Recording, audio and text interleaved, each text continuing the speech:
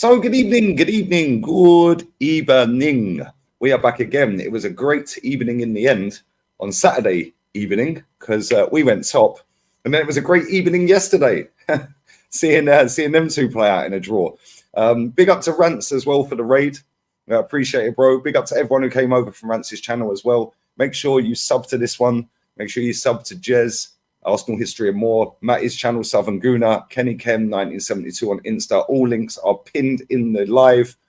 Big up to everyone locked in. Likes are nearly at 100. That's good. That's a good sign. Nearly 400 here as well.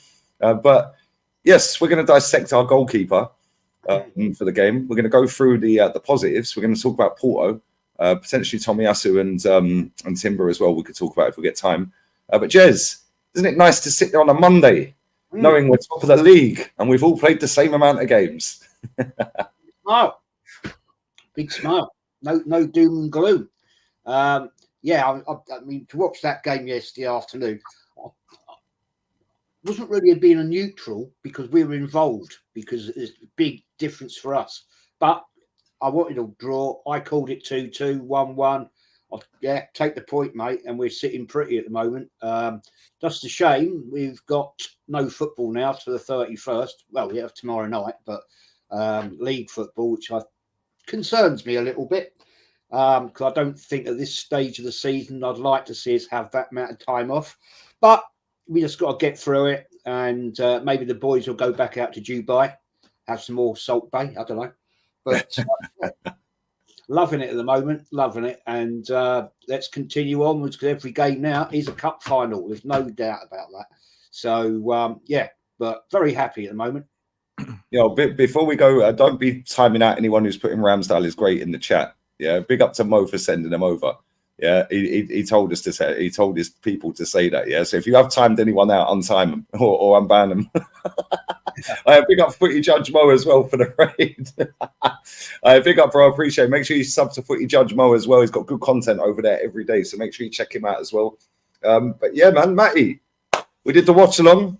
Yeah. We were fuming at half time, and we were fuming for the second half for a lot of it as well. But then out of nowhere, we nabbed the winner. And listen, you're bald. I could be going bald if it carries on like that from now to the end of the season. Yeah. What did you make of it, man? How's your Monday? Outstanding, man. You know, anytime you come off of a win, and yesterday when the Liverpool goal went in, I said, "What a damn shame for City. That's their problem, not mine." 1-1. I was thrilled to have that draw yesterday, man. And the game Saturday, I'm just glad that the guys showed some fortitude. We got the win, and bro, it's quite a turnaround from this time last season. I think if you go back to our fan count last year, I think we was raising hell about this time. So there's an air of optimism in the air here in the Arsenal camp. So hopefully things can keep going. I'm like you, Jez. I hate this damn international break. And why the hell are we having an international break this late in the season? They can just have that later on. But that's a whole nother discussion. So, man. Kenny, you was at the ground. You said that it was a shocked atmosphere at halftime after what happened. But ultimately, it was a buzzy, happy atmosphere at full time, mate. How did you see it? And how's your Monday, mate? Oh, Monday's good. It's been great. I never once thought Liverpool were going to lose at Anfield.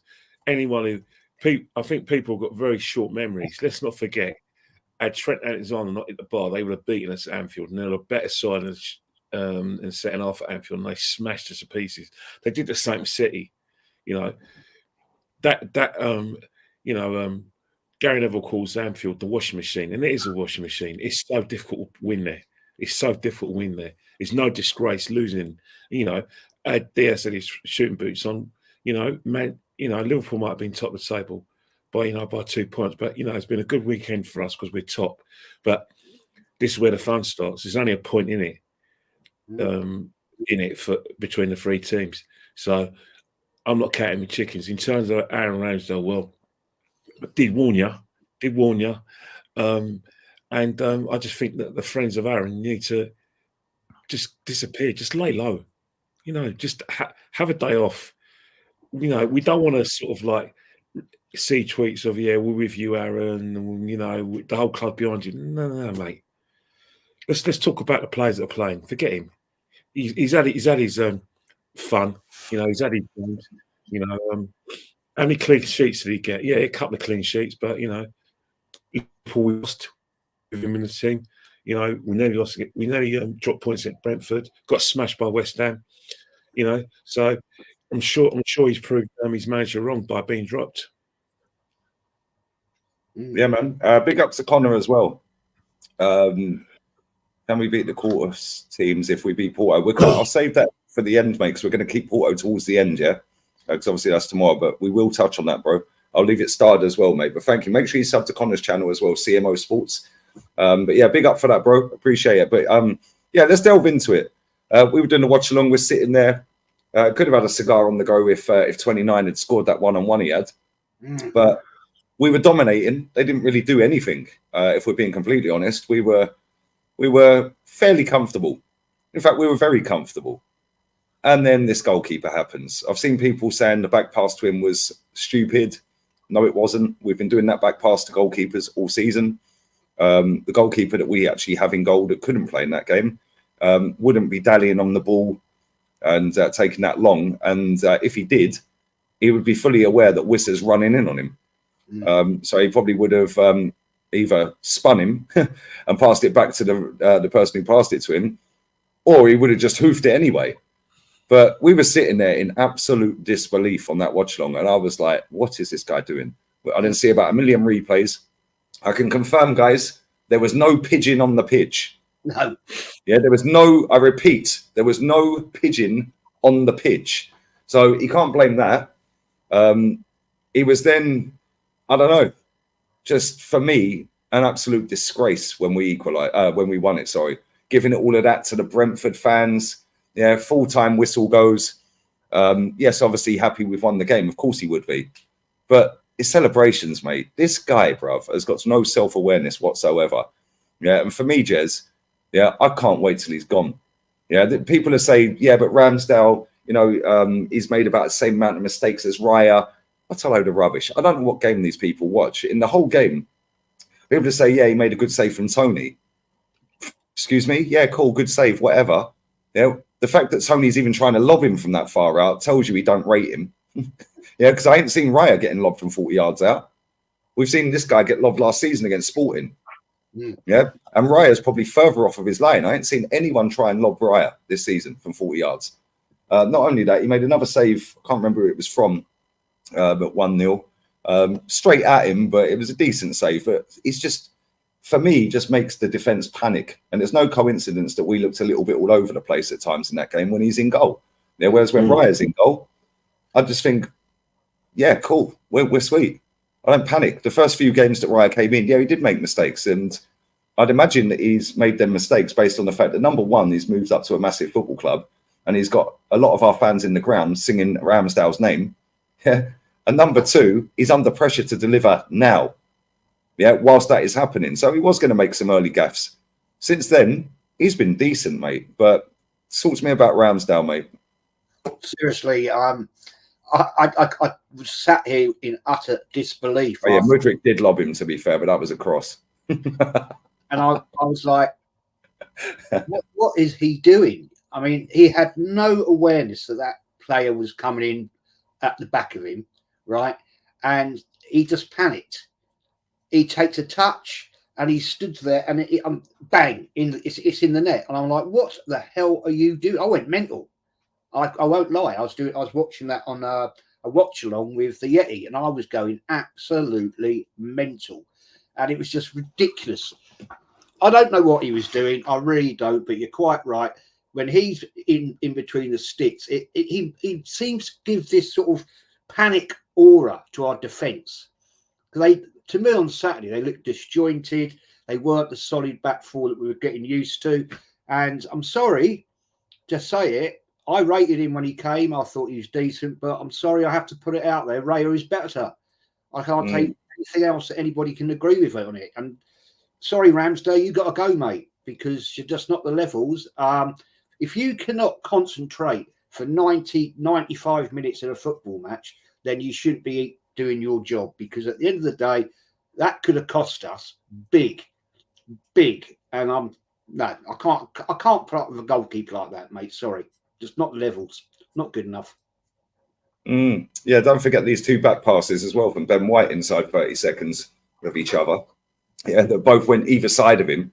Yeah, and this is what I'm saying. Like, people have said, there's a few people like this guy, big up to Corbin Lee. Yeah, like, you know, he's going to be rusty. Bro, he shouldn't be rusty. I'll tell you why he shouldn't be rusty. Yeah, because he's in training every day getting shots at him. Yeah, they're doing different training drills. Just because he's not the number 1 goalkeeper doesn't mean that he's not doing training like a number 1 goalkeeper. Right? When we see Ortega came on yesterday, did Ortega look sloppy? No. I didn't think so. I thought, yes, obviously he's not as good as Edison. Yeah, and I was sitting there thinking, Edison off, that could be a problem. Didn't see any problem with Ortega when he came on. And he's come on midway through a game, which is a bigger game because they're playing a better team. And it could potentially be massive in the title race. So I don't buy into the fact he's rusty. He should be razor sharp, if anything. Yeah, because he hasn't been playing 90 minutes. Yeah, and I know that we could have cigars on it in a lot of our games this season. But he just, for me, he just always seems to, like even on corners when he's doing all this, like in the corners, for me, he just causes panic. Yeah. Nothing's calm about this geezer at all. Like, I don't know if he's got ADHD or anything, but he's always like this. I don't know. He's just jumping up and down like he's in a club. Yeah, and it's just like, come on, mate. Matty, what did you make of it? Because I see our clip go viral with you and all that. Like, Matty just got up and walked off. He was like, I can hear you shouting in the background. Bro, let me tell you, man. You saw my reaction summed it up. Everywhere you looked, anybody that saw that was in shock. They were just, you couldn't believe what you were seeing. That somebody actually that actually happened, you know. But I have to remind people, this is that guy. He does this all the time. And I told you, he was one of the people I hold the most responsible for our collapse at the end of last season. People keep going on about this. He stopped the ball from getting lobbed from Tony. Well, why did Tony take the shot? Because he saw him off his line. You know, he made 2 game savings. That's like a plumber fixing pipes. That's what he's supposed to do. He's supposed to fix it. That's his job. People are looking for any way to shoehorn Ramsdale back in this team. And I'm sorry, I'm telling y'all, Ramsdale is not coming back in this team. Yeah, what you saw Saturday was the Ramsdale review. That was the last you would see of this man in this team. Even the manager was looking crazy. Remember they cut the Arteta? He's cussing under his breath over it. Declan Rice when he was walking off. Declan Rice. Yeah. You know, he was this close from throwing us out the title race on Saturday. This close. And people have to understand we are millimeters. There's no room for error. There's no room for error now. And this guy here is error prone. Rhea has had his gaffes, but his gaffes don't pale in comparison to what I've seen with Ramsdale. P-rollers going past him. All kinds of crazy chaos. And all of this antics. What I call him, Lee? Sideshow Bob. All these antics is just jumping around and he's pulling his tongue out of his mouth with his glove. All this silly stuff. That's not becoming of a guy who's trying to get the team over the line. He's playing up to the crowd. He's playing on emotions. He's trying to get people online to log in to AFTV and chat. That's what he's trying to do. Bring Ramsdale back. This is why we love him. This is what I saw this weekend. No, this is why I don't want him in the team in this stretch. Because we need sane men going forward to the end of May. We need sanity. The last thing I want to see is what we saw, and Jez alluded to it, the panic. Because there was an air of panic there. I don't know how it was in the stadium, Kenny, down the last couple of minutes. But what we were looking at, it was looking like you just hoping others shouldn't fall. And we was able to get out of there. Because this man put the whole team, completely changed the aura and the attitude of everything was going according to plan. And then one foolish move threw everything up in chaos and in peril. So for me, needs to be moved on. Take the 28 million, take the 32 million, take the whatever it is, take that, move on. And for those who want to say, well, who can we find is better? I'll tell you what, go get Oblak then. Put the damn money on the table and go get a world-class goalkeeper in. If you want my true opinion, that's the way I look at it. But for right now, I'm gonna ride with Rhea to the end of this season. Yeah. Yeah, mate, I agree. Listen, this panic stations. Kenny, you was at the ground. Before you go, Kenny, yeah, 750 in it. Get these likes up, guys. You're moving like Bruno Fernandes on a football match in midfield, guys, playing for United. Yeah, you're moving like Kevin De Bruyne yesterday against Liverpool. Yeah, in the second half with his 4 passes. Yeah, get these likes up. Kenny, you was at the stadium. Obviously, went into the game thinking, bang, come on, yes, we can make this 8 out of 8, go top, stick the pressure on them to Sunday. And then we get the goal. Then that happens. What was the mood like at half time? I know you've told me, but give us a bigger insight. No, I think at half time there was a hush. There was a hush. People just couldn't speak. You know, we could scarcely believe what we saw. We were in shock because there was nothing in the game. You know, people. You know, one guy behind me said that's why he doesn't play for us no more. And that's why Ray's number 1.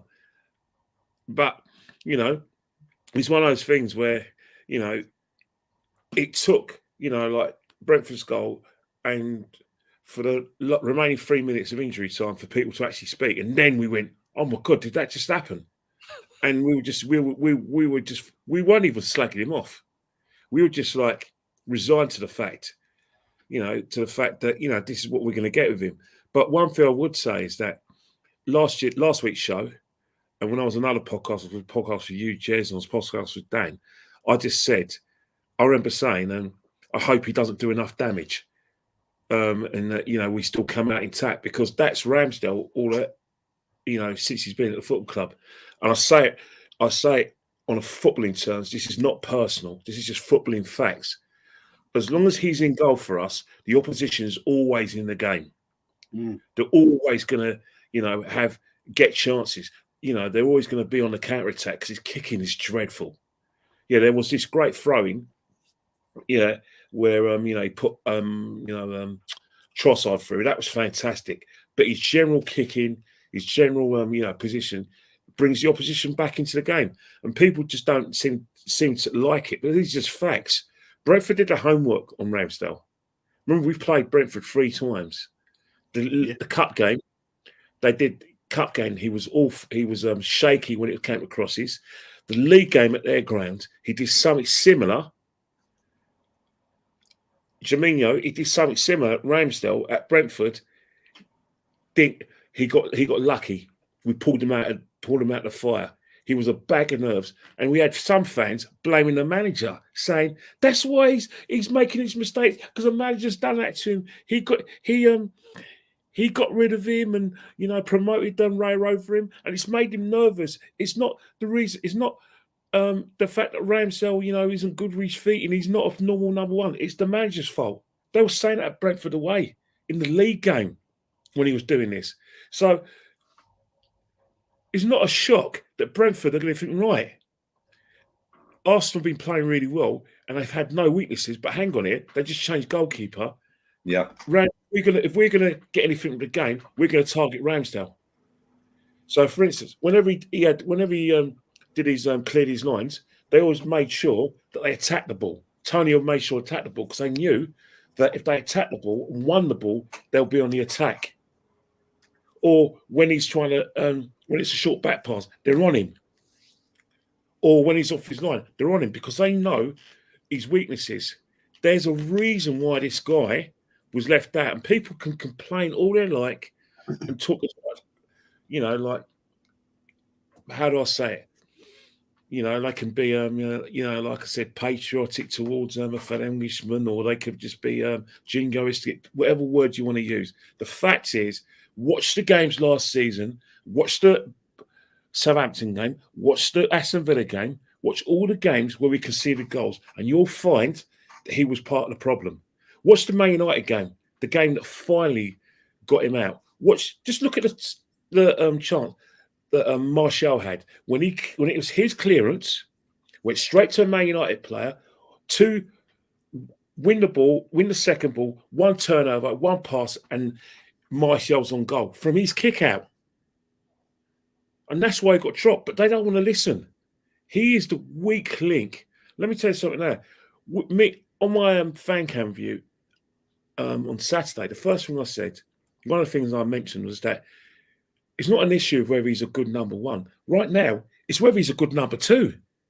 Yeah. Because right now, you laugh. If Raya gets injured, Yeah. you're relying on him. Yeah.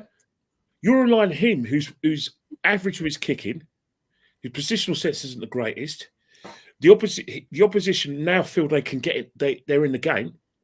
Well, it doesn't matter whether we're like I said, closing games out, and where we're controlling the opposition, controlling the tempo of the game.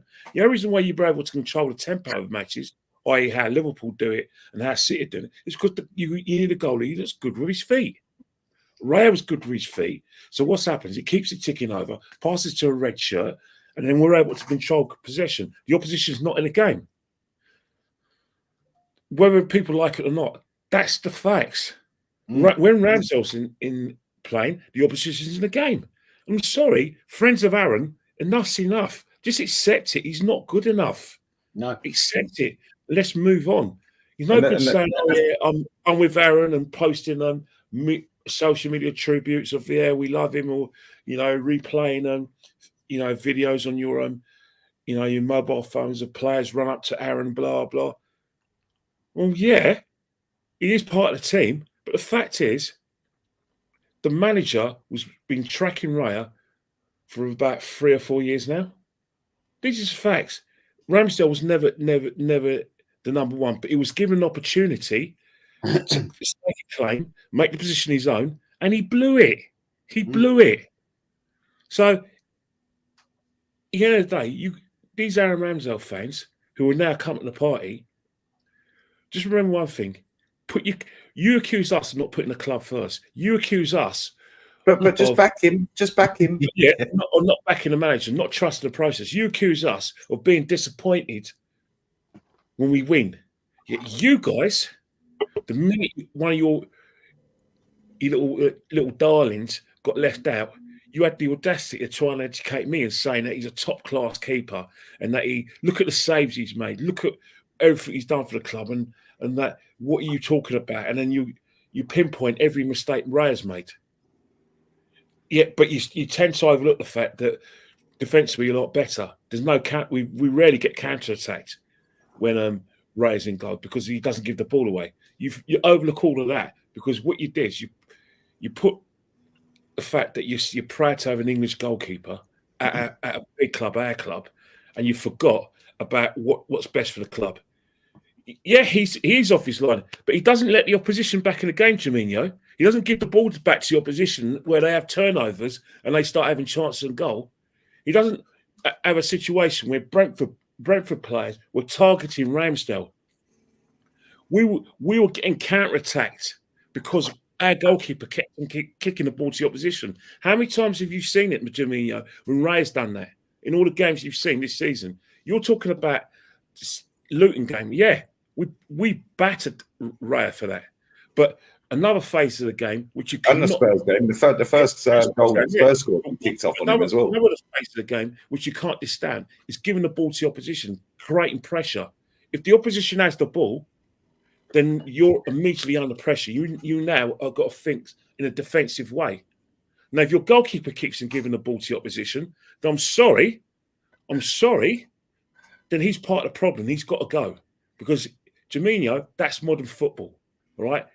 Since the backflash law was introduced in 1992, European Championships, all goalkeepers now have to be footballers. And Ramsdale's had 2 years to actually deal with his deficiencies. And he's given 2 years and he's failed. Just because he's not a natural, then work your nuts off to be a natural. We all know you can do Spider-Man routines. Do like Superman. You're a goalkeeper, that's your job. But also another space of your job is to be good with your feet.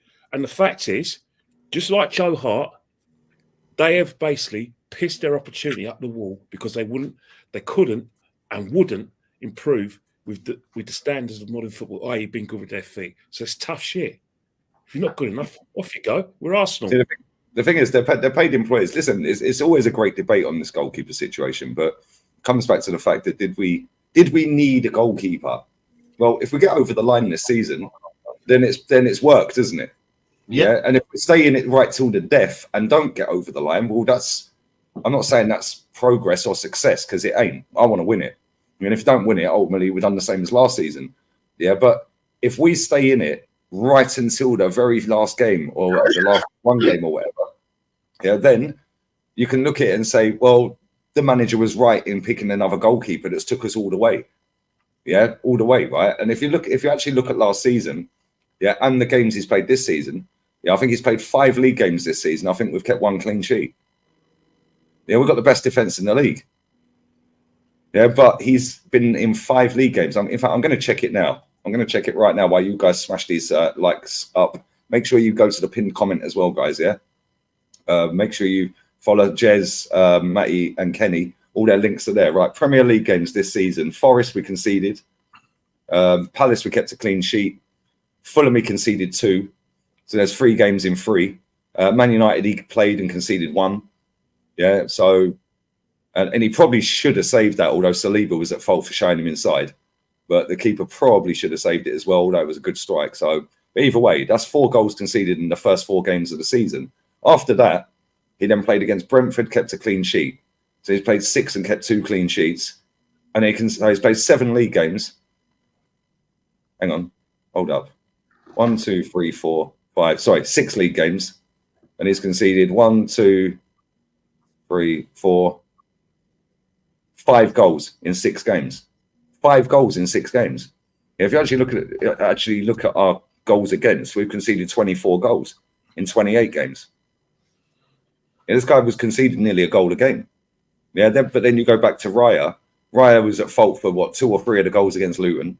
He was partly at fault for the first goal against Tottenham, although Saka takes a lot of that blame as well for showing Madders inside. Yeah, but when you actually deep it, we have looked so much better. And people say, yeah, it's the opposition we've been playing recently. Well, let's not forget that this guy was playing against Southampton last season and passed him clean through. Yeah, let's not forget. Yeah, he gets beaten at his near stick quite a lot. Yeah, in multiple games. Let's not forget against Sporting Lisbon, he got lobbed from the halfway line, which ultimately took it to penalties, and then we lost on penalties. Yeah, there's been so many games, yeah, where he has cost us and just looked and made that defence. And I think it was Feliz put it in the chat. It's not just the goalkeeper, it's the defence. The defence is the defence with the goalkeeper. But why do we look so much better with Raya in goal than when we have Ramsdale in goal? Why is it always panic stage? If you actually deep it as well, that Man United game, that was a millimetre offside. Otherwise, we lose that game. And he would have conceded 2. Instead, it gets chalked off, rightly so. It was offside. Yeah, we then go up and score 2 the other end. You know the thing, mate, sorry to cut you. They'll praise him for that save from Martial. But the fact is, he caused the situation in the first place. Bingo. By kicking the ball straight into like the abyss, which is the centre circle, they win the first header. 2 passes, they're straight through and goal, which came from him. Kenny, I just said Saturday, Tony, everybody's like, oh, he saved that lob from Tony. Why is Tony taking a shot from that far out? It's off his line. He knows it. He's looking dead at when there was nobody, Tony could have run another 20 yards and got in the box. Yeah. Because there was nobody near him. Nope. Yeah, instead he thought, you know what, he's off his line, fuck it, I'll have a go. And I'll tell you what, people are saying that Raya's smaller, it would have gone in if he weren't there. Yeah, it would have gone in if he weren't there. Yeah, and it was Raya in goal. Yeah, because he is a little bit taller, I believe. Yeah, but either way, yeah, I've not seen Raya, yeah, have anybody take a shot from 45 yards, 40 yards out. The only one I've seen that's gone in that you can go, what the fuck has gone on here, is the Mudryk goal, which, let's be real, was a cross. Yep. Yeah. Yeah, he weren't aiming for goal. Yeah, the one we conceded against Porto, yeah, that was, you could say, partly his fault as well. Yeah, but again, what's Martinelli doing? Yeah, what's Martinelli doing? Playing a cross-field ball in stoppage time, and then what is Declan Rice turning his fucking back on it for? Yeah, and then why is the goalkeeper 6 yards off his line when the geezer's got the ball 30 yards out? Yeah, so all 3 of them take the blame. Yeah, but every goalkeeper will make mistakes. I've seen Alisson make 2 mistakes against Man City. He got lobbed on a shot. Sorry, Edison, when Salah lobbed him, when they'd done him 4-1, I think it was, or 3-1 a couple of seasons back. I've seen Alisson, I can't remember who it was, and he just passed the ball straight to him, tapping. Passed it across goal, tapping. Every goalkeeper will make mistakes. You can look at Alisson here. Alisson brought us back into the title race. Facts. Yeah, facts. You know what I mean? Facts. But at the same time, yeah, there's a reason Alisson starts every game when he's fit, because he's better. There's a reason Raya starts every game when he's fit, because he's better. Yeah, when I look at the run we've had, yeah, fair enough, we're not conceding many chances. But you can't say on one hand, oh yeah, well, you know, it's not just the goalkeeper, it's the defence. Yeah, that is true. But at the same time, why is the defence looking so solid against these teams? Let's be real. We conceded one shot on target against Liverpool. Last season, we were 2-0 up at Anfield and capitulated. Yeah, West Ham, 2-0 up, capitulated. Losing 2-0 and then 3-1 to Southampton, capitulated. Yeah, the only difference is, yeah, for me, yeah, the fact that, well, there's a few differences, but one of them is the goalkeeper. Yes, the mentality may have changed. Yes, we've got Declan Rice in the team. And yes, 29 scored a few goals now. Yeah, but let's just be real with this. If we get over the line, Aaron Ramsdale and his fucking dad, yeah, should be thanking Mikel Arteta that he got dropped in the first place. Yeah, because that has made us a better team for me. Yeah, and I look at us now, first part of the season, I was like, this is crap. What are we doing? What are we doing? This is why we're not coaches. This is why we're not managing at the highest level. Yeah, because we're all sitting there getting up the that we're not seeing good football. Now we're seeing good football, and then we go back to that. And that was a copy for me of last season. Yep. Yeah, panic everywhere. Yeah, Ben White passed the ball back to him twice in 30 seconds. Both times, it's gone that way and he's over there. And then the other side, he was over there and he passed the ball that way and he's over. It's like, mate, come on. You're with these in training every day. Surely the coaching staff are telling you and telling every player within that squad how we want to play so that it's seamless when you drop another player in. But every time this guy is in, for me, we just look at the Brentford game, yeah? We should have 29 scored the winner in the last minute. We should have lost that game. We should have lost the cup game against them and won 1-0. And even that game, yeah, he made the save right at the end. He was sticking his tongue out at the fans and all of that. Yeah. It's like, bro, you're fucking not world class. Calm down. Yeah. And you made a point, and I've said this on loads of shows. He reminds me of Joe Hart. Yeah. Joe Hart used to get so pumped for football matches, yeah, that he'd lose his head. Yeah. Because the adrenaline's rushing through him. Yeah, that he's not fully 100 tuned into the game. Look at the game against Sheffield United the other day, yeah? Raya could have had his deck chair out for that game, but all of a sudden, they're through on goal. Yeah, he made the save. It turned out it was offside, but he didn't know it was offside. He's looking at the player. Made the save. Yeah, and he had nothing to do in that game. Yeah, whereas last season, when we've had nothing to do in games, all of a sudden, bang, he's fucked up. Yeah, for me, he causes panic, man. He causes panic. Listen, if he's got ADHD or not, it's irrelevant. Yeah, the fact is, he's playing elite level football. Yeah, but, you know, for me, he just causes too much with his antics. And I know we've had Jens Lehmann in goal. Somebody put it in the comments earlier, we had Jens Lehmann in goal. Difference is, Jens Lehmann was world class.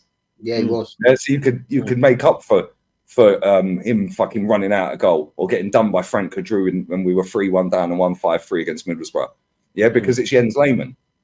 Yeah, Jens Lehmann was top class. This guy is not top class. I'm not saying that Raya's world class, because he ain't, but I just think that we're so much calmer.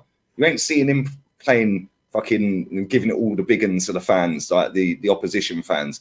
You ain't seeing him pulling his tongue out and giving it all of that. Just do your job, mate. Do your job. And at the end of the season, if we win a title, you can say, do you know what? Yeah, fuck you. Yeah, I've won a league title, mate. So anyone who doubted Raya, yeah, and he wins the league can sit there and just go, he can sit there and go, yeah, all them people that doubted me singing Ramsdale, yeah. Ramsdale, if we win this title, him and his old man should be thanking Raya.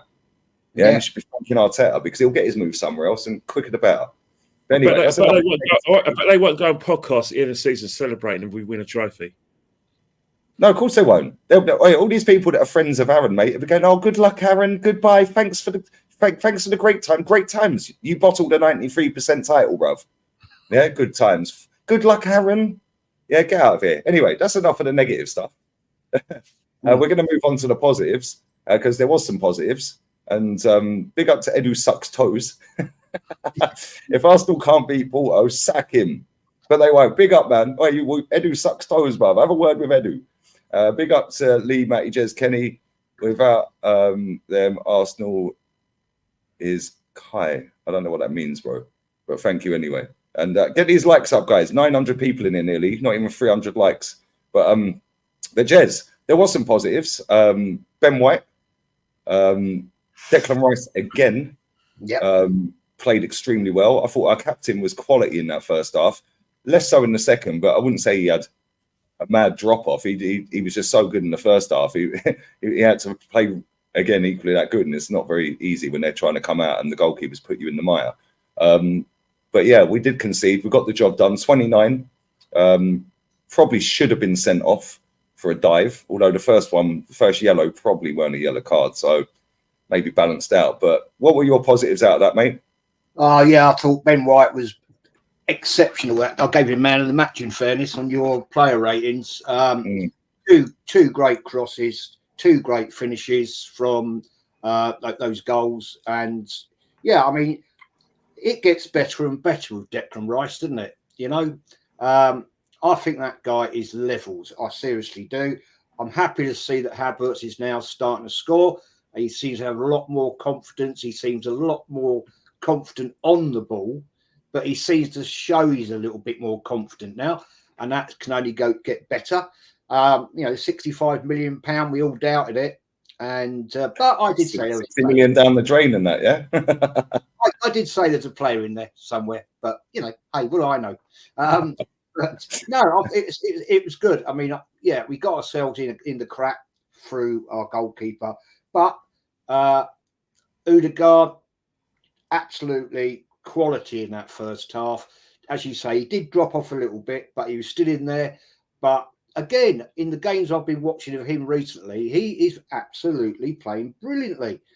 I just hope he can do it tomorrow night against Porto. Totally different level of opposition, totally different game it's going to be. I just don't want us to start playing like we did in Porto. We were slow, lethargic, and we can't afford to do that against a team like that tomorrow night. We've got to go out 100 mile an hour and take them to the sword and get what I'm predicting. I'm predicting a 2-0 win for the Arsenal. So, yeah, a lot of positivity. And hey, what can I say? We are top of the league. We are top of the league. So there you go, man. Yeah, man. Matty, we were going crazy on that watch along for large parts of it. First half, quality.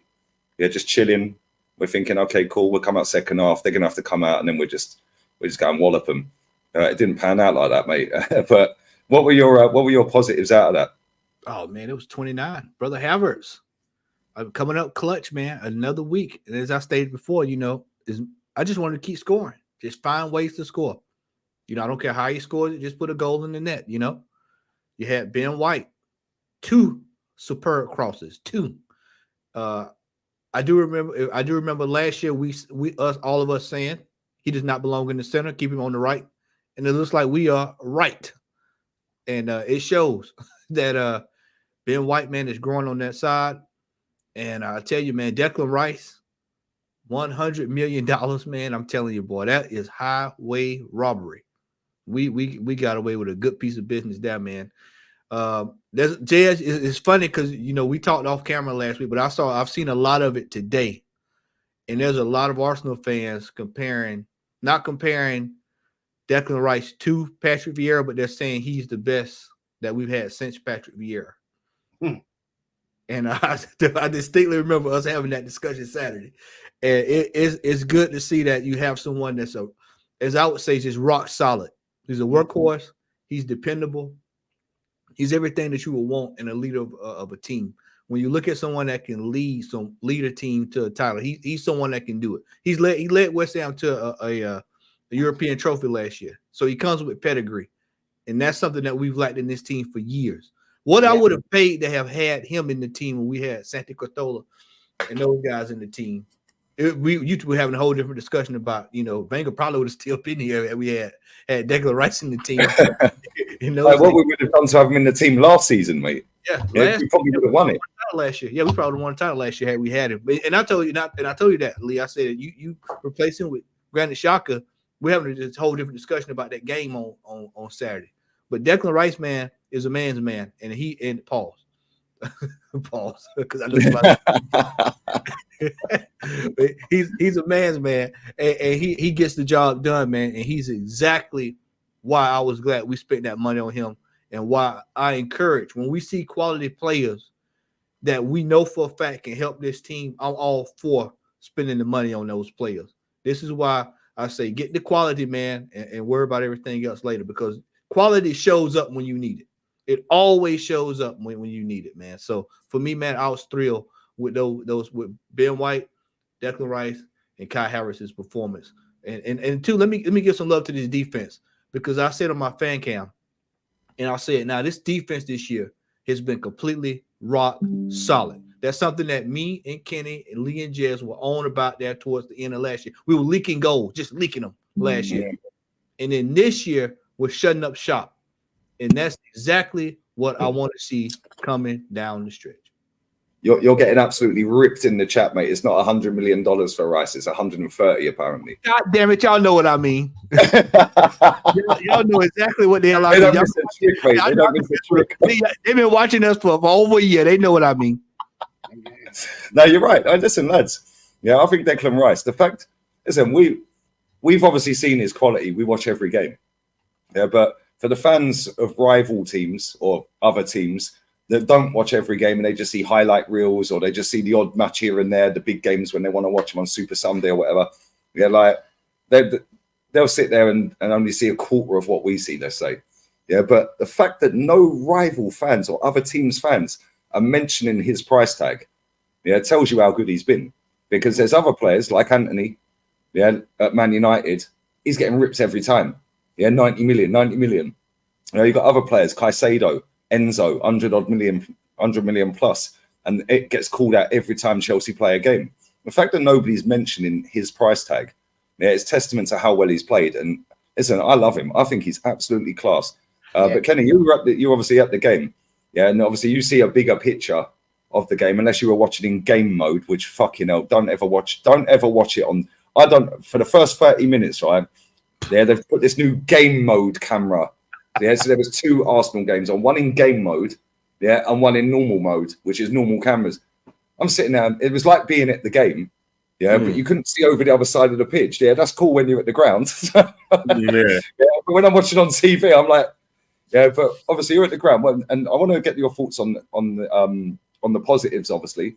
But I also want to get your thoughts on the general consensus within the stadium about him as well, because obviously you go week in, week out, and not just him, but also 29 as well. Well, in terms of like the game itself, you know, Brentford, it was never going to be easy. You know, Brentford played similarly, and how they played against Man City, you know, at the main road, the Etihad, where Man City scored a late goal win. Brentford's tactics was carbon copy, made themselves difficult to beat. You know, made sure that Ivan Toney won all the second balls, you know, held the ball up really well, and he did. You know, I've got some Arsenal fans saying, we don't want Toney here because we don't like his attitude. We don't like his attitude. And, don't worry, man. We'll just keep Eddie instead. Do you know what I'm saying? Yeah, we don't like Toney because his attitude, and, you know, they're slagging off his attitude, they're slagging off his performance. Yeah, we have to have nice boys at the club. And they're saying that he was you know, he was unprofessional. Let's get this straight. Ivan Toney is employed by Brentford. He's fighting for Brentford. So when he's arguing the referee, he's arguing on behalf of Brentford. So when he thinks Havertz has dived, he's going to want Havertz set off, because guess what? He's a Brentford man. They're his employee, so he's fighting for Brentford. Of course he's going to, you know, fight for Brentford. So why are we slacking off about his attitude? Well, how about praising the fact that, you know, that it was a tough game. He gave his all, but we persevered instead of slagging him off, because, you know, he had the temerity to work his nuts off against our precious Arsenal. Some of our fans they say he was ineffective, Kenny. They say he was ineffective this week, but that just defense. You know what? They don't know football. They don't know football. They claim they know football. They don't know football. They just want to have this competition, you know, to see who's the biggest Arsenal fan. But you know, saying that, you know, we did struggle at times, but that's testament to how well Brentford, you know, played. In terms of Declan Rice, I said it on the fan cam. You know, he's one of those players, right? Is finally, you know, showing that there's more to him than just being a recover of you know, defensive situations, and you know, being a good DM. He's got a lot to his locker, and we're only just seeing a little bit of what he can do. You know, the fact that he's getting in on the goals, he's driving with the ball, he's now taking shots from 30 yards. So he's mixing up the play, mixing up our attacks. You know, I don't look at Declan Rice and say he's cost £105 million. I look at Declan Rice and I think, you know what? It's like he's been here since he's been in the academy. He's really fitted in. But you know why he's fitted in? And as much as Edu is very much maligned, one thing we have to praise Edu for is that the players he's buying are players who've got experience, you know, who've played 2 or 3 or 4 years in the Premiership, who are internationals, or not just the Premiership within their respective leagues, i.e. Thomas Partey, Declan Rice, players who Declan Rice played in European Championship final for England, played 5 games for Republic of Ireland, friendlies, but he's had 53 caps if you include the caps for the Republic. Plus he's played over 200 games for West Ham. He's a European champion because, you know, that's a big trophy. So we've got him at the right time. So that way, what Declan brings with him is big game experience and leadership. You don't have to tell Declan, you know, do this. Declan knows that already. And that's the sort of player that we've been dying out for. When Arsene Wenger was in charge, we were getting the best teenager in Brazil, the best teenager in France, you know, the best teenager in Portugal. He's going to be a great player. We're never buying leaders. And I think that's one of the reasons why we are a better team, because we are getting proper big game players, not just big money players, like, for instance, and I say, I don't care if I offend anyone, the likes of, you know, we're never going to win a league with Aubameyang, Lacazette, Mesut Ozil, you know, to a certain extent, Guendouzi. Those kind of players, those kind of mentality, we're never going to win the league with them. We're never even going to compete with them because, let's face it, they're the sort of players that when it got really tough, the best you'll get is Europa League football with all those players. Not even top 4. They were not top 4. We're not top 4 players. Now we've improved, and that's why I got a lot of time for Declan. You speak to fans of the Terrace, they absolutely love this guy. They absolutely love him. You know what I mean? At the end of the game, they're playing the Villain Ice song, you know, for him, because that's how much he's playing. You know, a lot of Arsenal fans, you know, probably going to fight if he's not the, you know, like the Football Writers Player of the Year. They'll fight if he's not the PFA Player of the Year. That's how much he's definitely he's brought to the team, to a certain extent that, you know, I always, you know, had Thomas Partey as, you know, our best midfielder, and I still think he is. But the only lamentable thing is that they're not playing together, because when I look at world-class players, potentially players I think are world-class, he's in that category. Saliba's in that category. Saka's in that category. And obviously, the main mate, obviously, Thomas. Apart from that, we've got really good players. The reason why I put those 4 players in that sort of category, because they're the sort of players that can make a difference from us winning the title or missing out. That's why I've got a lot of time for Declan. Yeah, I'll take the mickey out of him and call him Declan English. You know, I call him, you know, Judas because he left Ireland to go to you know, England. But let's just get it straight.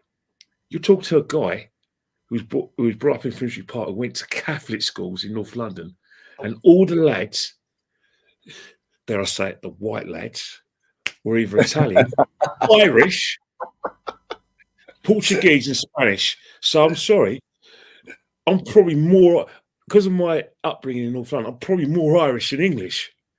And, you know, I've got to fight for my boys. So, of course, I'm going to say tongue-in-cheek, Declan English, because, you know, I've probably been around more Irish people than, you know, kind of English people because of my Catholic background in North London. But, yeah, that's another story. But in terms of, you know, what Declan brings, fantastic. Absolutely fantastic. But the thing about it right now is that we're giving the players all these, you know, superlatives. We're talking about performances, but it's still close to call. It's really close to call. You know, what we saw on Saturday is it's the sign of things to come now. There's going to be no 5-0s, no 6-0s. Forget it, it's not going to happen. It's not happening. Teams now are going to have a game plan against us. They're going to fight for everything, every point, every tackle, you know, every goal, and they're going to set their stall up i.e. Brentford, and makes things difficult. And they're going to have a bit more quality than the rubbish that we played Burnley, West Ham, and and Sheffield United. And I'm not criticising us for doing it, because that was fantastic football. I'm never going to forget those 3 games where I saw some of the best football I've ever seen for years. But you can't win the league just by winning that way. You've got to win the league another way. This is a test. One thing about Mikel Arteta that we've always criticised is how he deals with pressure. Right now, he's shown us that he can't deal with pressure. Prove me wrong. Pressure from now on. Let's see how we are under pressure. And I want him to do well, because that way I can think, you know what? He's improved in terms of his tactical, acumen. His player selection is improved. Now the big test is pressure. This is where, we learn whether he can be mentioned alongside George Graham, Arsene Wenger, Bertie Mee, all the managers that have done well for us. Mate, yeah, 100%. Listen, spot on. And just coming back to Declan Rice real quick. Yeah, I said this to you on the player ratings. It's like he deserves to be here. That's how he feels in his head. I deserve to play for this football club. Yeah, but he's proud to play for the club. Yeah, and there's no frills with him. He ain't one of these ones giving it all of this. Yeah, he ain't going running around like, he'll do his celebrations and he scores a goal. Cool, celebrate. Yeah, but he's not got. He's obviously arrogant. Yeah, because he believes he should be here, right? And you have to have some level of arrogance, but it's cockiness and swagger, but he also knows that if he don't perform, he's cost 100 million quid, yeah, and 200 grand a week. Yeah, so it's just like, don't listen to the outside world. Just keep your head down. Keep doing what you're doing. Yeah, he's been absolutely top class, mate, and I love everything about him. I said it on the podcast with you, not the podcast, the player ratings. Yeah, it's like very similar to Tony Adams. Yeah, he comes in, he just conducts himself very similar. I'm not putting him on the same page, but the similarities are there. That he's just like, yeah, I deserve to play for this club, and I'm proud to play for this football club.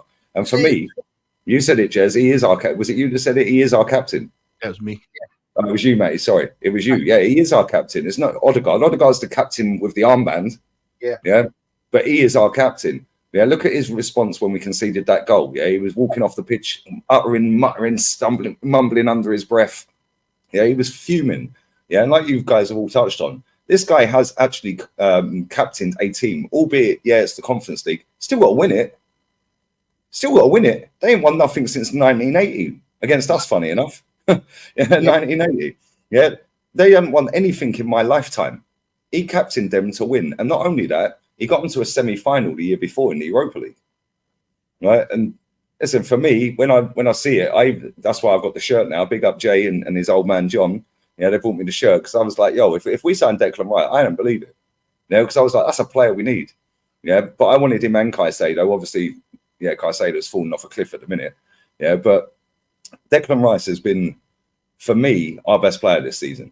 No doubt about it. But he won't get player of the season, in my opinion, because I think Saka's goals, and obviously he's the star boy, the academy boy. I think Saka will probably end up getting player of the season with our fans. But for me, Declan Rice, at this point with 10 to go, Declan Rice has been absolutely quality. I can count on one hand and have fingers left how many bad games he's had for us. Yeah, that's testament to him because he's coming with a big pressure, big price tag. Yeah, how are you going to replace Granit Xhaka after his greatest season for Arsenal? Yeah, all that crap. Yeah, I don't know how many goals he's scored, but I think is it 6? Yeah, I think he scored 6 already. Well, let's have a look real quick. He's one behind him. He's one behind him and he's 2 assists behind him. Yeah, and we've got 10 to play. Yeah, he got 7 and 7, Xhaka, last season. He's got 6 and 5. And I even said this. I was like, how are we replacing Xhaka's 14 GA with Rice? Yeah, I'm not so sure we can. Yeah, Mikel Arteta has found a way to get this guy to get in the box, while still doing his defensive duties. Yeah. And that's quality. I'm buzzing with Declan Rice, man. And if we had 11 Declan Rices, we probably would be clear by about 10 points right now.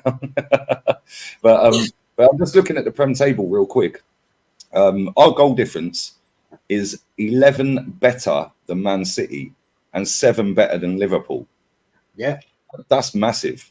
That is massive. So we've got a couple of big games coming up. Obviously, we'll talk about Man City later down the road in another podcast. But smash these likes up, guys. Make sure you follow the guys channels and it's pinned in the comments. I do want to move this on to Porto though, because that is a massive game tomorrow, Jez. Yes. And we think we've seen some stinky tactics against Brentford. You best believe these Portuguese are coming to proper stink it out tomorrow, mate. Pepe, same age as me, 41, had a cigar on a couple of weeks ago. Easiest night of his life. No shots on target at all. They scored a screamer at the end. Well, I say screamer. Yeah, it was a very good goal. And we need to be ready. Yeah, Mikel Arteta's talking, saying, bring the noise. Come on, let's have it. The stadium needs to be rocking. Kenny, you're going to be there. It's your birthday tomorrow. Yeah. Don't ruin it. I'm going to tell everyone it's your birthday, Kenny. Don't worry. And hopefully that's the best birthday present you can have. But I'll come to you in a sec. Jez, they won 3-0 at the weekend. They won 5-0 against Benfica the game before that. And they've kept 2 clean sheets on the spin. We've obviously been banging form. We're going to have our goalkeeper back in goal. How do you see it going, mate? Are you nervous? Do you think we'll get through? What would you do team-wise? Obviously, apart from the goalkeeper, would you keep the same team, or would you put Jesus in instead of Trossard? I don't know if Martinelli's back. What would you do? Well, first of all, I did a watch along on Benfica with Northside last night. He's obviously got far more knowledge about Porto than I have. We were talking about it during that game, and he said we've got to be really on the game, because he was saying about the results you just mentioned there. They won 5-0 against Northside's team, Benfica, and he said they're a tricky team, and they've got seasoned Champions League experience. They won 2, we haven't. Regards to our team, I am nervous about tomorrow night already, and I'll be so upset if we go out at this stage. I really will. I'd love to see Arsenal get to the Champions League final. We've only done it once and got cheated, so I want to see us get back there. With regard to the team, I wouldn't change anything out at all. I think obviously Raya will be in goal, which I'm happy to see. But start the same team, what we've been playing for the last 2 weeks. We're obviously working well. So let's just keep on it and keep it calm. But we can't start like we did against at the away game. I mean, we were just awful. It was slow, didn't have a shot on goal, really. It was just ponderous. It was just boring. And they just bided their time. Bang, 1-0, game over, see you later. We've got to break their defence down this time. Pepe, 41, 41, or what if not? 41, same age as me, mate. If we can't get round that player, oldest Champions League scorer in history as well, because he scored in the knockouts in the group stage. Well, if we can't get our players like Saka, I don't know if Martinelli will be on the bench tomorrow night. I'd hope so. I know he cut his foot, didn't he? In the not this game, but the weekend before. So I'm hoping he will be there and he's ready to go. Partey hopefully will be on the bench. So that's a player we can come on if we need to. And keep the starting lineup, go for it. But we've got to start out the blocks, 100 mile an hour, get in early, get an early goal. That might pop them on their back foot, and then we can just kill them off. So I'm predicting a 2-0. It's going to be a tricky game, and looking forward to it. But yes, I am nervous because I don't want Arsenal to go out at this stage. I really, really want to get this. I was chatting to people the other day. I'm 62. How many years am I going to actually get a chance to see them get to a Champions League final? Don't know. And I want to see us win a Champions League final because we are crap in Europe. And I just think, let's get one. Let's get a gold star above our bloody badge, like everybody else that we see in the Premier League. So, yeah, I'm nervous about it. Kenny will be there. And I'm just going to say, Kenny, happy birthday tomorrow, mate. And, I am nervous, without a doubt. Yeah, mate. Big up to Feliz as well, bro. Pepe's won it 3 times. Pepe's won it 3 times more than we have. Yeah, you know this anyway, bruv. Come on, you got knowledge in the chat always, bruv. Come on. Yeah, and that experience, you can't buy that experience, right? Because experience always rises to the top. Yeah, all the time, bro. Look at Van Dijk in the cup final the other day. Yeah, the guy's got experience. He's a leader. He's been around the block. He's coming to the end of his career, and he's stepped up in a big moment of a big game. Yeah, like Pepe won 3 at Real Madrid. Like, Modric came off the bench the other week, in the game. Yeah, they were drawing 0-0. Come off the bench, bang, scored a screamer, to win the game. So you can't buy experience, man. When you've got inexperienced players, like you're going to struggle unless you have experience around you, i.e. Chelsea. But anyway, that's a different stream, guys. But listen, smash these likes up, Matty. Obviously, your missus is Brazilian, so Portuguese speaking. Do you know what I'm saying? Yeah. All the cuss words will be out tomorrow, Matty, in Portuguese. Yeah. Do you know what I'm saying? Oh yeah. What would you do? Would you change any of the players? Apparently, we're hearing that Tomiyasu could be back. Would you keep Kivior? Like, what would you do? And do you think we're going through? So Martinelli is ruled out of the game tomorrow. So is he out? Yeah, he's ruled out. Well, apparently he only had a cut. Yeah. Well, I How think deep's the cut? it had to be a laceration. So, you know what? The positive in that is it'll keep him out of the Brazil squad. We'll get him back for City. We definitely got to have him for City. But what I would do, I'm going to say something controversial. I would put Gabriel Jesus on the left-hand side. I would put him out there and let him play where he should be playing anyway, and see what he can do. Because I've told you he needs to start proving himself, And then I think we're gonna win the game tomorrow. I think we're gonna win on aggregate. It'll be tight. I think 3-2 is more along the lines of where I think we'll be at tomorrow. And I want to say this too. I think if we're going to try to have a run, just try to quench that Champions League thirst, this is the year Arsenal better do it. Because the more and more I sit around and think about it, Lee, Real Madrid is going to retool in the summer. Bayern Munich is getting ready to go probably ask the manager, and he's out of there, and so they're going to retool. City is going to go out and spend money and get sorted out, and it's going to be a lot of tough. The Italian teams are you see what Inter Milan's doing over there, and then they're going to probably retool. So you see, Juventus is back as well. So I mean, it's going to be a lot tougher next year. This year, you can maybe, if you get a good draw, might sneak yourself back into the back door. And we all know with these competitions, anything can happen. So if we're going to do it, we need to get this done tomorrow. We've got to get past Porto. Conceição is coming to play. You know that. We know he's coming to play. His dad has already said they coming to play, coming to win. So it's going to be tough, man. It's going to be a lot of shithouseries we saw in the game on Saturday, amped up times 40, So this is another test. And I want to say this too. It's going to, in a way, it ties into our regular season. These are the things we're going to see throughout the rest of the year. So you got to get used to it. And if mentally they can get past this tomorrow, this is another building block in the confidence of the team going forward for the rest of the year. And then it also shows me that they can handle pressure situations while maintaining their lead position, which is something we would have all thought we wouldn't have saw this year, this late in the season. So hopefully we get this win tomorrow, which I think we will. I actually feel pretty confident about the game tomorrow, that we'll win this game tomorrow and that we'll move on. Now, who we draw is a different ball game. I know our foolish fan base wants Real Madrid. I don't want no part of Real Madrid. That leads me on perfectly, actually. Actually, I'll save that, Connor. I'll come back to that. Go on. We'll do that after no part of Real Madrid or any of those. Give me the lesser of these, so that we can at least try to get to the semis. And it is what it is. We've been through that one time where you got to go through the gauntlet to get to the championship. I don't want to go through that just right now. I'd rather deal with that later on.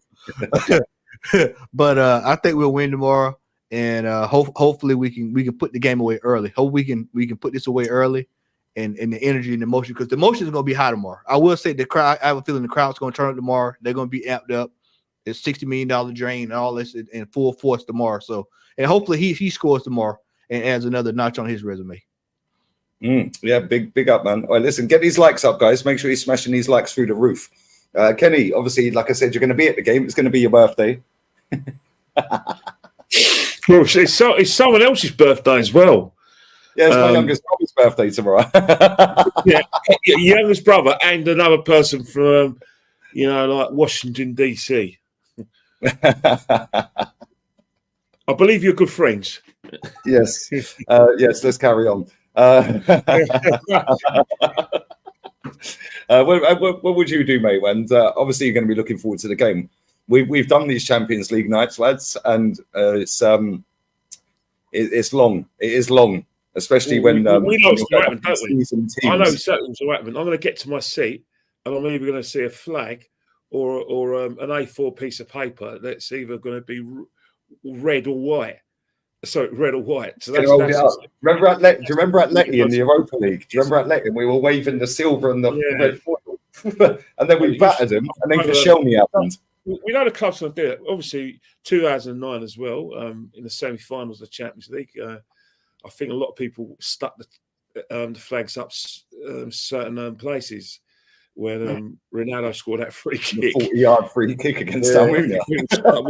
But it's one of those things where I'm looking forward to the game because I think, I am excited the way we play in the league, but I still have reservations whether we can play like that consistently, one, for the rest of the season and consistently in Europe.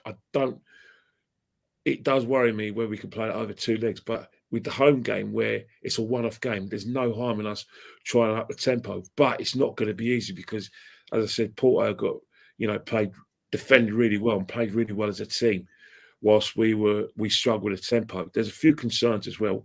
Trossard was concerning in the away leg, where I don't think he got involved in the game that much, and I think he was one of those things where I thought, well, he didn't bring nothing to the party. Another one I worry as well was Kivior as well. I have no worries of Kivior when we play in the league, but in Europe, I do have concerns about Kivior. That when you talk about that person who's good on the ball, that person who can, who basically like one-on-ones against the league player in the league, no problem. We're dominating games, no problem. He'll win most of his battles, and he won't have that many battles. But in Europe, where I think there's going to be a lot of battles, I do have concerns about him at left back. So, and we need to try and get Saka more in the game because even when Martinelli was playing 3 weeks ago, Porto kept our wingers really quiet. So that's something we need to improve. Where we probably are going to need Havertz to make a few bursts. We're really going to need Declan Rice to give us a bit more from an attacking point of view because we've got to try a different way because they look really comfortable against our wing players. And obviously with Martinelli being out, I wouldn't play Trossard. I'll keep him on the bench and play Jesus, where I think he'll give us a bit more from a sort of attacking point of view and more trickery down that left-hand side and in movement as well. So, yeah, I agree with Matt on that. That's that call. But we start really fast. I'll be really happy, but let's face it, I'd rather start really fast and get a goal because once we get a goal, we're under pressure. Look what Bayern Munich did against Lazio. They were 1-0 down. They got the first goal through Harry Kane. Boom. The cards fell out. The cards collapsed. Like I said, the horses were let out of the stable. And all hell broke loose, and that's what we need to do for Porto. We get a first goal, they'll be under pressure because they ain't going to know what to do themselves. Because especially we get early, but if it gets to a situation where it's the 67th minute, it's still 0-0. The 77th minute is still 0-0. Then I think panic is going to set in, and that's where we will take risk, and then we're going to risk getting done from a set piece or on the counter attack. So the onus is to get an early goal to relax us more because when it gets into a straight, I do worry about us in Europe because we saw it last season with Sporting Lisbon. We saw the same thing with, Olympiacos in the Europa League. Yeah, different competitions, but it's still Europe. Arsenal in Europe ain't good bedfellows. No, mate, listen, we're useless in Europe.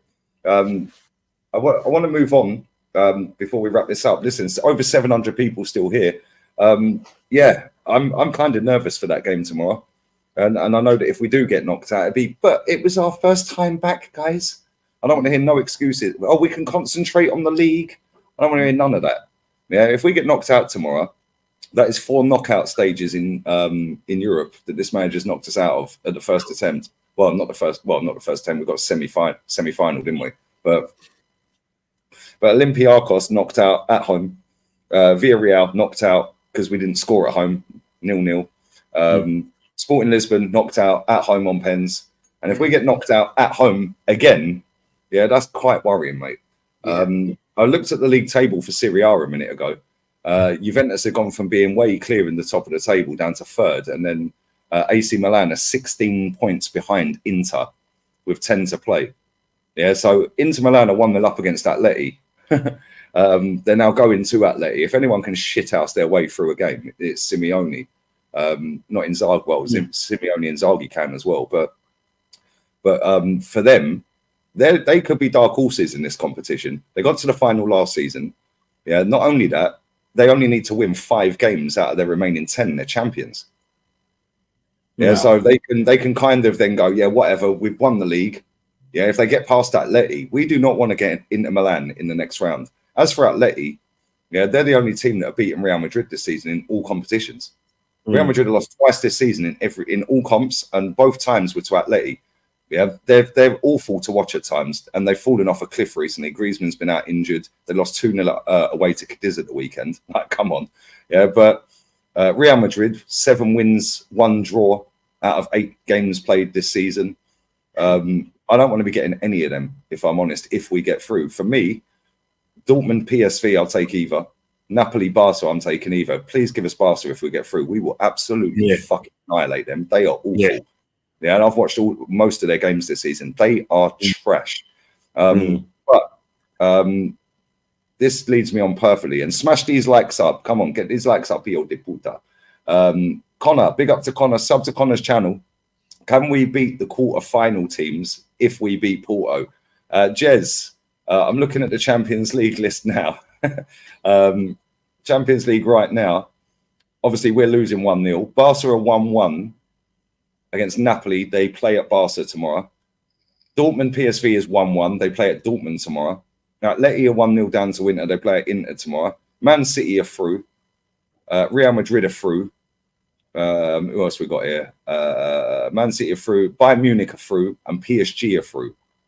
If we get past Porto, can we get past the next team? And if so, like, which teams are you looking at? Are you going down the same route as me? Would you like a PSG? Do you think we could beat them? Which teams are you wary of and don't want? Well, correct me if I'm wrong. Isn't it the next round that we can draw a home team like Man City? Yep. Well, I don't want Man City. I don't want them to knock us out. Keep them well away. Keep them well away. Can't wait. Because no doubt that would be sandwiched in between or in and around, when we fucking play them at the end of this month. We're playing like 3 times in 3 weeks or something. I don't want that one because, just the horrible thought going through my head right now. We draw them and, mate, to go out of the Champions League at this stage against them, no chance. In a one-off game in the final, I'll take anyone. Oh, yeah, it's a cup fight. You got to play what's in front of you. But the thing is, at this stage, I don't want us to go stumbling. So I'm going to say Dortmund. I'd take Dortmund. I would take Barcelona because they are crap. And I would take, out of 3, I would take Dortmund, PSG, Barcelona. That's my 3 because I really don't want Real Madrid. I certainly don't want Man City. No way. I don't want bloody Bayern Munich either because they're buggers. They always do. So stick it with them 3: Dortmund, PSG, or Barcelona. I reckon we could do all of them. But it is what and that's my viewpoint because even thinking about it, it makes me it gives me shivers thinking about playing Man City in the next round. Because that would be a horrible, horrible situation if we lost to them. No. So anyway, and that might even if we did get them in the next round, then obviously the title race. It's like which one do you put? This is coming back to when Unai Emery was battling Europa League and top 4. It's like, do you put your eggs in that one or that one? Can you do both? You got to try and juggle it. Like I hope we go through. if we go through, I'll take Dortmund or PSV in a heartbeat because we slapped PSV. Yeah, and I think we've slapped Dortmund. Yeah, Napoli, I think we've slapped them as well. They can have that your fellow countryman Kenny up front, who's an absolute flop in my opinion. Nobody's talking about the left winger because he ain't scoring goals anymore. I think we'd beat them, so I'll take either of them two as well. Definitely don't want Bayern. We lost 5-1 3 times on the spin to that lot. Yeah, don't want them. Do not give me them. Give me them in a final. Give me them over a semi-final. Maybe, but again, the later we're going down the season, yeah, the closer we could be to a title, we could be clear in the league. Now, what do we do? Like, then you go and lose a few players to injury. It's not easy, yeah, to do what Man City did, by the way, and do a treble. Hence why it's barely ever done. Yeah, it's also not easy to go and win the league and the Champions League. Yeah, so we got to balance this properly. But Matty, for you. Who do you want? Are you one of these that's going to shoe all 9 players from Arsenal into a combined 11 against Madrid? Or are you saying stay clear of Madrid? Stay far away as you can. I would prefer to play him in the final. Barcelona, PSG, PSV, Dortmund. That's pretty much about it right there, man. I think that I really feel like we could smoke Barcelona. And plus, to give my best friend is a Barca fan, so I can talk cash trash to him. So I love to play them. PSV, like you said, we've dealt with that before. That'd be familiar to meet them again. That'll be we can get that done. It's kind of just like the FA Cup. You just have to, if you get the luck of the draw, and you can just kind of piece your way through it, man. But it would be good to go through tomorrow and get a team a favorable draw. I'm like Jez. I don't want to see City 3. We dealt with that last year. 3 times in a couple of weeks. I don't want to deal with that again. So we saw how that worked out last year. Completely turned the season upside down. So I prefer not to have to deal with that. Give them any kind of momentum on anything right now. Let them deal with Real Madrid again for 2 legs. So, yeah, mate, I'm with you. Most of the chat are saying some of the chat are saying PSG as well. PSG. Problem with PSG for me is I don't think they're that good, but they have that turtle in their team. Yeah, but and he loves a big game. But Lee, every time you saw the last 4 or 5 years that they get dumped out every time they get nearly close to the final, or even when they win the final, they get turned over. But very similar to how they're doing it for Klopp, they might be doing it for Kylian. Yeah. What about you, mate? What about you? Like, you've obviously seen it years. We all have. All of us older lot. Yeah, I've seen all these Champions League campaigns, and this is why, like, I don't get carried away when our fans get so giddy. Bring on Madrid, yeah, bro. We lost to Monaco. Yeah, do you know what I'm saying? That's the thing. 2015 was the time when I thought, right, we're finally going to break our duck, and it didn't happen. 2004 when we played Chelsea, that year. We played Chelsea 3 times, won 2-1 each time. 2-1 twice at home in the FA Cup and the league, 2-1 at their ground, drew 1-1 in the first leg. Highly confident. Raya scores through I think it was Cudicini's legs. I don't think Cudicini was playing. I think it was someone else was playing. Another Italian goalkeeper. But anyway, Raya put us 1-0 up, and then Lampard equalised, and that was the start of Chelsea's kind of Indian rubber side over us. So I'd never count our chickens when it comes to Champions League, but I do. Barcelona, I want.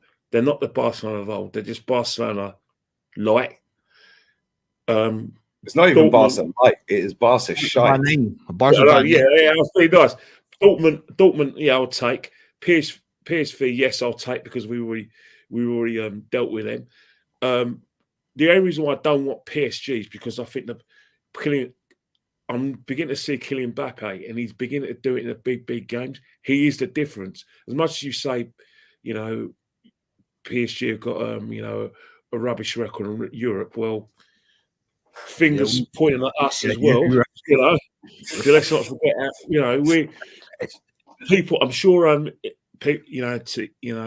Pundits in Germany or fans in Germany, Holland, look at Arsenal. Really, Arsenal were only won 2 European trophies, and they always go out in the last 16. So our records is not much to write home about as well. But as long as they got Mbappe in the side, he is like going to be the best player in the world. He's going to probably score probably as many goals as Messi and Ronaldo if he keeps fit and if he is motivated by anything other than money.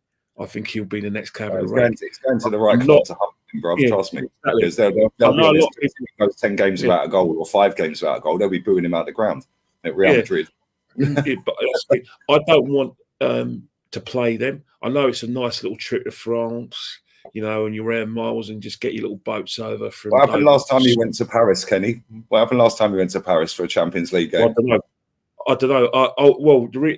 Because I went to Paris, I want to legalise murder for one day because of that referee. Mr. Hauger, oh God, oh God, if I could actually say what I really think of him, and I could be my channel will be gone. So pause. I'm not saying a word, but let's just say I don't want to be left in a room with him, me and him on our own, because I'll get my program, get my ticket, and I want a refund for what he cost me. Plus, I don't know, I want a European Cup, but that's not going to happen. But, saying that, I don't want Real Madrid. I don't want Atleti. Man City, I do not want. I don't subscribe to what Paul Merson says, that we're the only team that can give Man City a game in Europe, that we're the second favourites. Paul, please. Love you loads. Love Merson. Love you loads. But Paul, relax yourself, mate. Just look at their record in Europe, and teams you played with weren't great. I know you got a European Cup with a medal, but Paul, relax yourself. Bayern Munich with Harry Kane in that kind of form, absolutely do not want. Muller's in form as well. They're beginning to get it together. They won 8-1 at the weekend, Bayern Munich. Right. Yeah. They got Musiala. They got now the pressure's off. They're Kane FC's back again, isn't it? Sane's in a bit of form as well. So he's got a cracking goal the other night. Yeah, I think they're still strong. Defensively, you probably look at De Ligt and you look at Upamecano. Yeah, but they still got one of the best goalkeepers in the world, don't they?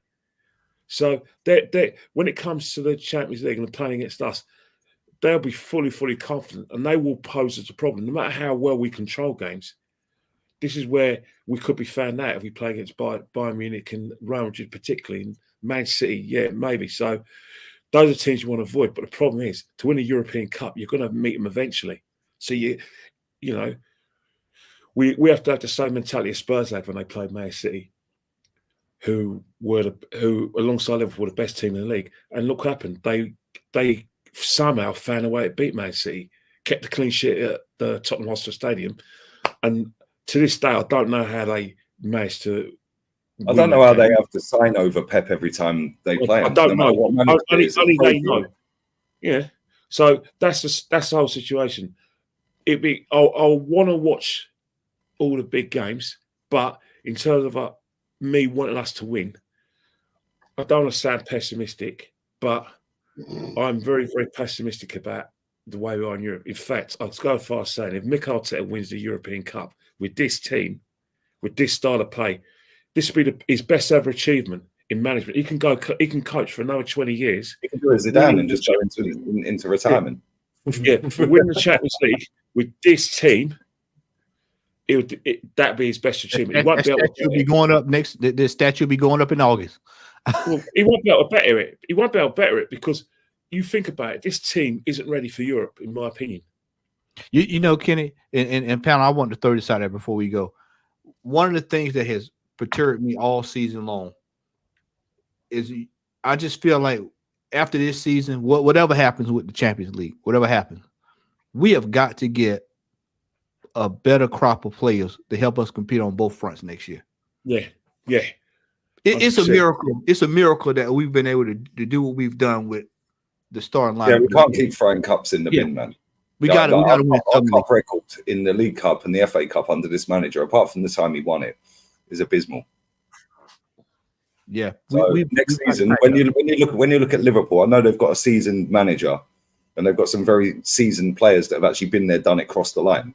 But the fact that they competed season before last for all 4, and literally they had one hand on the title when Villa were 2-0 up at the Etihad on the final day.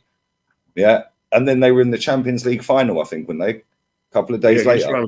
Yeah. So they would have done a domestic treble. Yeah. And then they would have gone to Real Madrid full of confidence. That killed them for that final. They would have probably been the first team. I know we're guessing, yeah, but they probably would have been the first team to do a quad, yeah, ever in this country, yeah. But that when the Gundogan come up clutch and they scored 3 in 7 minutes or whatever at the Etihad and nicked that title off them on the final day, yeah, that killed them for that Champions League final. Yeah, but the fact that they are always in the conversation for cups every year, they've won one this year. They're still in Europe. They slapped up Sparta Prague 5-1 the other day. Yeah, they're still in level on points with us. You know, they're still in the FA Cup. They're going to slap Man United at the weekend. Yeah, you best believe that's going to be a win. And the fact that they go deep and look at their squad, really. Like, let's just be real with it. Look at their squad and the fact they've had a lot of injuries as well. I don't hear any Scousers waffling about injuries. Yeah, they've had Mohamed Salah out for how long? Like, but they still find a way. Yeah, and we need to start doing that next season. It's because of one man. It's because of one man. One man, because of Klopp. Any other manager, they flounder. You know, all those players, right? All those players. You know, Bradley, Clark, you know, Danes, Clark, Kwanzaa. You know, Kwanzaa. Because of it, it's because the environment is him and the environment they're in. You know, I couldn't believe it when I heard Arsenal fans saying that they looked at the team sheet and they thought Liverpool were going to get thrashed 3 or 4-1 here. And I was thinking, what? We had a similar team sheet against Man City. We won because you have to speak your style and you know and play to the strengths of that team. We played a lot of runners there, and we it was a one chance game. That lot in the second half went for Man City. Thought, you know what? They didn't panic when they went 1-0 down. They thought, you know what, we're going to get them in the second half. Had it not been for Luis Diaz, they would have won that game 3-1 because he got some really good situations where he got his feet wrong. So they battered Man City, smashed them. They were substituting their best players because they couldn't cope. You know what I mean? If Man City won that game yesterday, it would have been an injustice. Oh, 100%. They probably nearly nicked it right at the end with Doku. But listen, this has been a great show, guys. We're going to redirect to Sarcasm City TV, so make sure you show Flawless some love. The title on there, he's got a panel show with Neji and a few others on there. They're talking about would Roberto De Zerbi be the right man for Man United? Look how the mighty have fallen, bro. Bro, it's crazy. Everything in Brighton's sexy, but mind you, can't knock it. Klopp bought a lot of players from Southampton. Klopp bought his best player of the season from there, by the way, McAllister. What a player! What a player! And £35 million. Yeah, so this is why when we were talking about Declan Rice being in there for PFA and all these awards, McAllister's in the conversation as well. He is quality. What a footballer, mate! Remember, he's played a few seasons at Brighton, Premiership experience, plus he's won a tournament for his country, the World Cup. So he's bought a player that knows his way around the football club, not an up and coming player where he's ready for action, he's ready for competition, ready for action. Absolutely spot on. Right, we are going to wrap this up, guys. Big up to everyone who's locked in as well, everyone who's donated, shared, commented, liked, all of that good stuff. The pinned comment is Jez, Matty, and Kenny's socials, Matty and Jez's channel, obviously, and Kenny's Insta. Jez, what you got coming up, mate? Pleasure as always talking football with you, mate. Yeah, thanks for having me on as always, Lee. I'm going to be watching tonight the Chelsea-Newcastle game. Of course, tomorrow night. You will be there. Why are you, Judy Fuggers? How are the lads? And you've got to hold it to the poor Newcastle fans. 2 games now that they've had to come to London, 8 o'clock kickoffs. I mean, can't get much worse, can it, really? Yeah, they ain't getting the train back. The last train goes at 9 p.m. I know.